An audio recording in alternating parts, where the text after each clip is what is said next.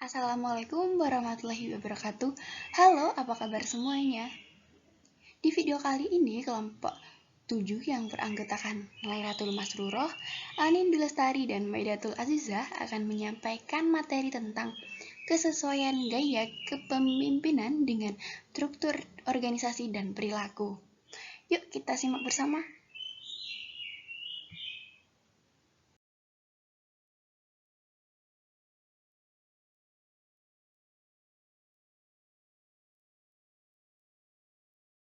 Pertama, di sini saya akan menjelaskan tentang macam-macam bentuk struktur organisasi. Yang pertama ada struktur dari organisasi lini.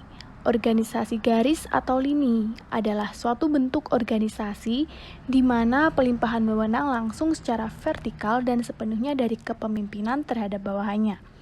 Bentuk lini juga disebut bentuk lurus atau bentuk jalur. Bentuk ini merupakan bentuk yang dianggap paling tua dan digunakan secara luas pada masa perkembangan industri pertama. Organisasi lini diciptakan oleh Henry Fayol. Ciri-ciri dari organisasi lini ini, yang pertama, hubungan antara pimpinan dan bawahan masih bersifat langsung melalui satu garis wewenang. Yang kedua, selain top manager, manajer di bawahnya hanya sebagai pelaksana. Yang ketiga, jumlah karyawannya sedikit. Lalu yang keempat, sarana dan alatnya terbatas.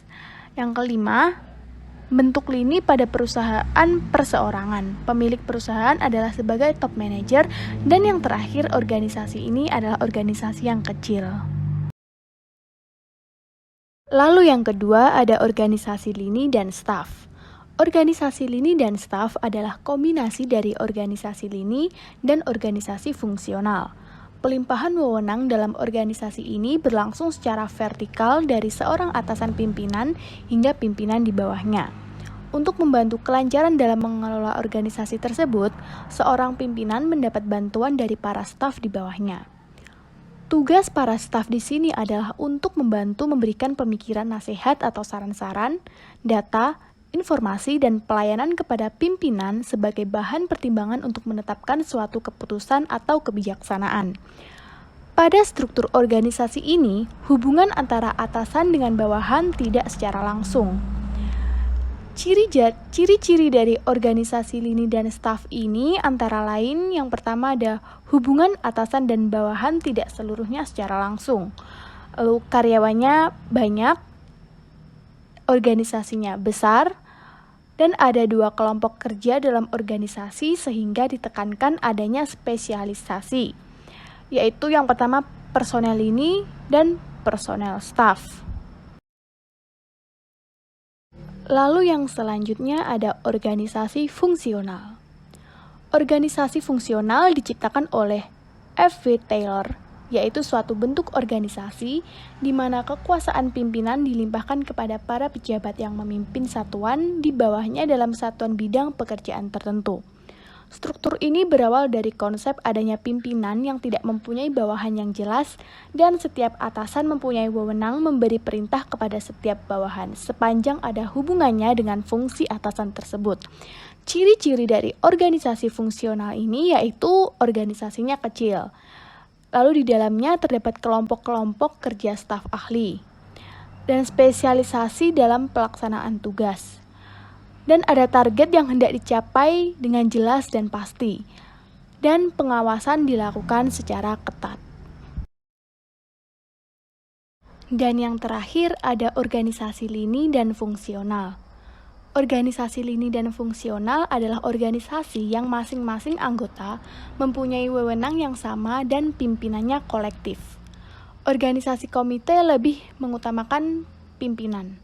Artinya dalam organisasi ini terdapat pimpinan yang kolektif atau presidium atau plural eksekutif. Dan komite ini bersifat manajerial. Komite dapat juga bersifat formal atau informal. Komite-komite itu dapat dibentuk sebagai suatu bagian dari struktur-struktur organisasi formal, dengan tugas-tugas dan wewenang yang dibagi-bagi secara khusus. Ciri-ciri dari organisasi lini dan fungsional itu, yang pertama, tidak tampak adanya pembedaan tugas pokok dan bantuan. Yang kedua, spesialisasi organisasi ini secara praktis pada pejabat fungsional.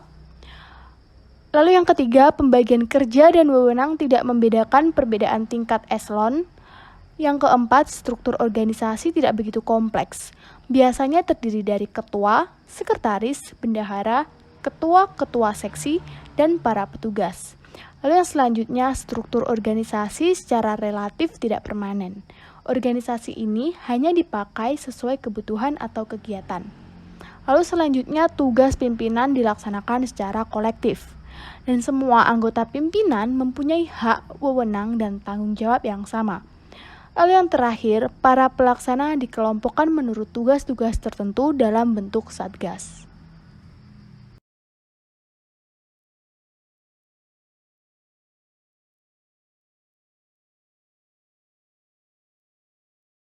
Selanjutnya kita akan membahas tentang kelompok.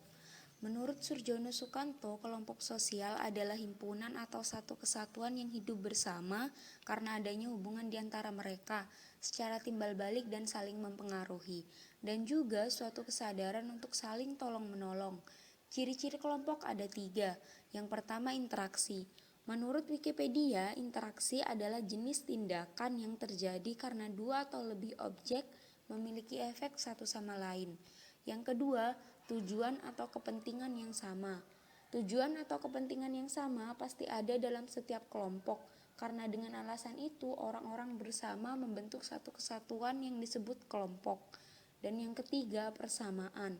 Hal ini bisa dalam bentuk apapun, misalnya hobi, kesukaan, keinginan, dan lain-lain. Selanjutnya, pembagian kelompok, yaitu kelompok formal dan informal. Kelompok formal adalah kelompok dari orang-orang yang berkumpul untuk mencapai tujuan tertentu yang sama. Ciri-ciri kelompok formal adalah 1. Diciptakan untuk tujuan tertentu yang jelas. 2. Pembentukannya disengaja. 3. Strukturnya jelas. 4. Hubungan antar anggota bersifat profesional. Dan yang terakhir, arah komunikasi antar anggota ke arah yang jelas. Salah satu contoh kelompok formal adalah koperasi. Di sana ada aturan yang jelas, tujuan yang jelas, dan ada anggaran rumah tangga yang harus dicatat secara rinci. Sedangkan kelompok informal adalah kelompok yang terbentuk secara alami antar orang-orang karena faktor-faktor sosial. Ciri-ciri kelompok ini adalah 1. Terbentuk dengan sendirinya. 2. Keanggotaan bersifat sukarela. 3. Tidak memiliki struktur organisasi yang baku. 4. Hubungan antar anggota bersifat personal. Dan yang terakhir, komunikasi antar anggota bersifat luas ke segala arah. Salah satu contoh kelompok informal adalah penggemar musik.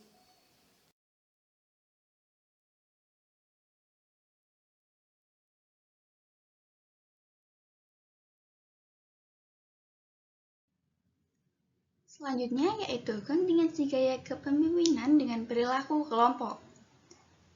Kontingensi leadership adalah kepemimpinan yang mengedepankan pada situasi kerja dan budaya organisasi. Teori ini dikemukakan oleh Friedrich E. Fiedler yang mendalilkan bahwa gaya kepemimpinan yang sukses paling baik ditentukan oleh determinan situasional. Kinerja dan kesuksesan pemimpin tidak hanya bergantung pada kualitas atau metodenya saja, tetapi juga pada situasi di mana gaya kepemimpinan itu bekerja.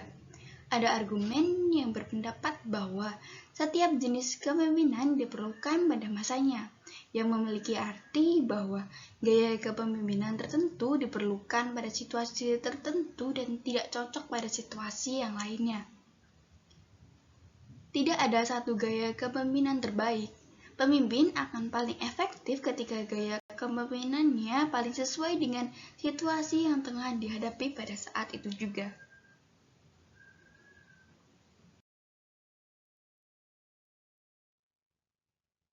Berdasarkan materi tersebut dapat kita simpulkan bahwa terdapat macam-macam struktur organisasi, mulai dari struktur organisasi lini dan staf, fungsional, dan lini fungsional. Selain itu juga terdapat 2 pembagian kelompok, yaitu kelompok formal dan kelompok informal. Tidak kalah pentingnya, kita juga mengetahui bahwa tidak ada satu gaya kepemimpinan yang terbaik.